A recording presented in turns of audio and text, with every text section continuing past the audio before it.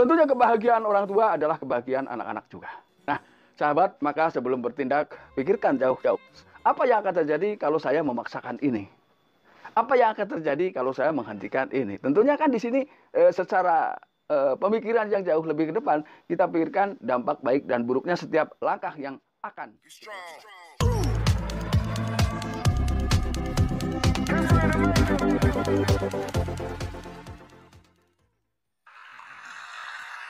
Assalamualaikum warahmatullahi wabarakatuh. Kembali lagi bersama saya Kang Kumis. Kali ini Kang Kumis kembali bersama Anda tentunya di channel Kang Kumis, channel yang tidak pernah kapok, tidak pernah bosan untuk menyampaikan hal-hal yang memang menyangkut keharmonisan rumah tangga sahabat semua, ya, dari masalah rumah tangga, perselingkuhan, dan juga permasalahan-permasalahan lain seputar permasalahan rumah tangga. Nah, pada kesempatan kali ini Kang Kumis ingin berbicara mengenai 6 ciri wanita atau istri mudah menerima pria lain. Nah, ini tentunya banyak hal yang harus kita pahami, banyak hal yang harus kita perhatikan. Kenapa? Dan apa saja kira-kira ciri dan tanda seorang wanita atau istri yang mudah menerima pria lain. Namun gak ada salahnya sebelum lanjut ke topik, silahkan Anda subscribe, like, dan komen di channel Kang Kumis agar Anda, sahabat semua, tidak ketinggalan update dan juga video-video terbaru. Dan mudah-mudahan apa yang Kang Kumis sampaikan bisa bermanfaat buat keharmonisan sahabat semua. Tanda yang pertama yang harus Anda pahami, biasanya memang karakter wanita atau ciri istri seperti ini memiliki perhatian yang memang berkurang terhadap pasangan. Jadi menganggap bahwa kehadiran suami di tengah kehidupannya bukanlah hal yang penting. Karena mungkin dengan alasan tanpa dia pun dia masih bisa mencari laki-laki lain, bisa mencari pria lain yang menurutnya memang merasa jauh lebih baik darinya. Nah, anggap saja pasangan yang ia miliki selama ini hanya sebagai formalitas semata. Nah, ini adalah tentunya hal yang konyol, ya, hal yang keliru yang seharusnya tidak dilakukan oleh seorang istri, ya. Karena apapun yang terjadi ketika kita sudah sampai kepada ikatan tali pernikahan, tentunya sudah banyak pertimbangan-pertimbangan yang dilakukan demi kelanggengan dan kebahagiaan rumah tangga sahabat semua. Ini yang pertama. Lalu kemudian biasanya memang banyak hal, ya. Yang kedua, ketika seorang wanita atau seorang istri yang mudah menerima laki-laki lain atau pria lain, ini memang punya alasan. Biasanya dia memang sengaja melakukan itu karena banyak ekspektasi yang gagal dicapai di tengah kehidupan rumah tangga Anda. Lalu, mungkinkah pasangan atau istri yang seperti ini masih mau mencintai suaminya atau menyayangi suaminya? Nah, terlepas dari itu adalah sayang benar atau sayang-sayangan, biasanya itu tetap bisa dilakukan atau bisa saja terjadi, yaitu saat Anda, ya, si suami ini sedang berdoku tebal. Pada saat suami sedang memiliki uang, ini bisa saja seperti itu karena memang banyak alasan dan ekspektasi yang ingin dicapai ketika seseorang, ya, atau sepasang manusia melakukan sebuah ikatan dalam tali pernikahan.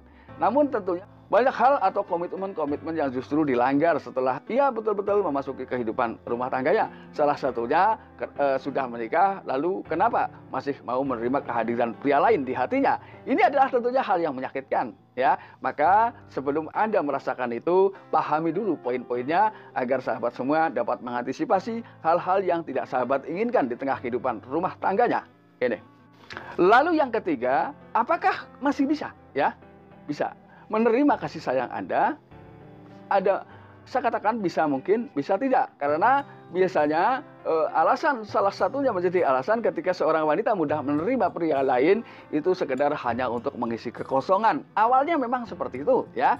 Cuman kadang ketika dia memang sudah terlanjur merasa nyaman melakukan itu, maka hal tersebut akhirnya menjadi sebuah kebiasaan, ya.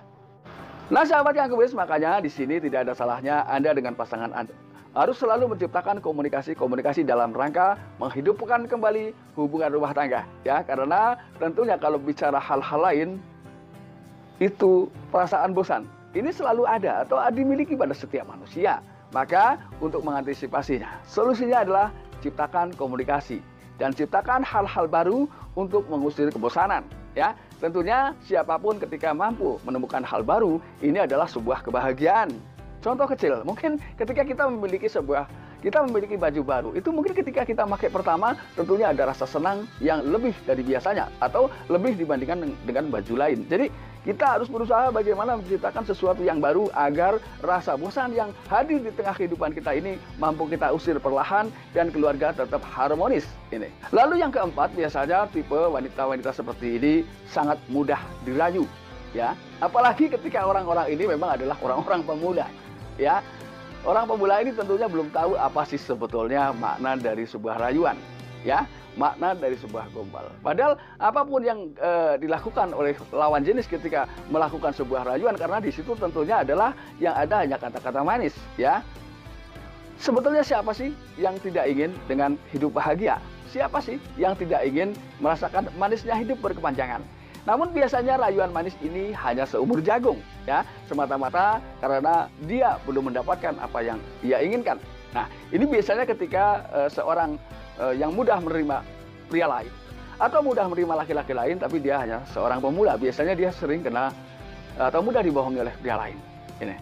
Lalu yang kelima adalah ketika seorang wanita, ya, siapapun itu atau bahkan pria sekalipun, ketika dia memiliki sifat gila dengan pujian, gila dengan sanjungan, gila dengan hal-hal yang menceritakan seakan-akan dalam kehidupan ini yang diceritakan hanyalah kebahagiaan, kebahagiaan, dan kebahagiaan.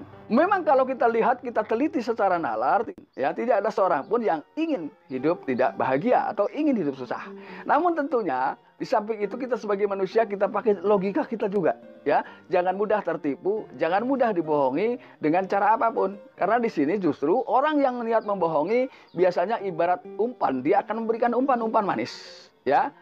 Bagaimana meyakinkan si orang yang akan kita bohongi. Lalu yang keenam adalah orang tersebut biasanya mudah bangga, ya, ketika sudah seorang melakukan hal-hal yang memang mungkin selama ini belum pernah ia dengar di telinganya, ya. Mungkin bisa jadi dia berpikir bahwa suami saya saja nggak pernah atau belum pernah lakukan ini kepada saya. Padahal ini orang lain, kenapa dia mau melakukan seperti ini? Jadi dia pikir orang lain itu justru jauh lebih baik dari suaminya sendiri atau pasangannya sendiri, atau sebaliknya. Padahal apapun itu, setelah kita masuk dalam lingkaran rumah tangga ini, kita semakin memahami kelebihan dan kekurangan pasangan kita. Nah, ketika kita sudah bisa saling menyikapi, saling menutupi apa yang dimiliki oleh pasangan kita masing-masing, maka akan ditemukan sebuah kedamaian. Bisa jadi ini adalah kedamaian abadi, ya, karena ketika kita di dunia ini rukun, baik, dan lain sebagainya lah, hal-hal yang berkaitan dengan sedikit mendorong kata-kata peribadahan. Dengan berbaik hati dan tidak berburuk sangka terhadap pasangan, tentunya siapa tahu ini bisa menimbulkan sebuah kebaikan yang abadi hingga di akhirat. Ini yang keenam, yang terakhir, ya. Nah, sahabat Kang Gembis, mudah-mudahan apa yang Kang Gembis sampaikan bisa Anda jadikan sebuah bahan pemikiran ke depan untuk senantiasa lebih berhati-hati dalam memilih pasangan dan menyikapi pasangan. Hal ini tentunya adalah agar keharmonisan Anda semua, sahabat semua, senantiasa terjaga hingga akhir usia. Nah, setidaknya ketika kita mampu menciptakan kehidupan yang jauh lebih harmonis, kita bisa dijadikan tolak ukur, ya, bagi anak-anak kita. Tentunya kebahagiaan orang tua adalah kebahagiaan anak-anak juga. Nah, sahabat, maka sebelum bertindak, pikirkan jauh-jauh. Apa yang akan terjadi kalau saya memaksakan ini? Apa yang akan terjadi kalau saya menghentikan ini? Tentunya kan di sini secara pemikiran yang jauh lebih ke depan, kita pikirkan dampak baik dan buruknya setiap langkah yang akan kita lakukan. Nah, sahabat Kang Gembis, mudah-mudahan bermanfaat dan salam harmonis bersama Kang Gembis. Akhir kata, wabillahi taufiq wal hidayah. Wassalamualaikum warahmatullahi wabarakatuh. Terima kasih.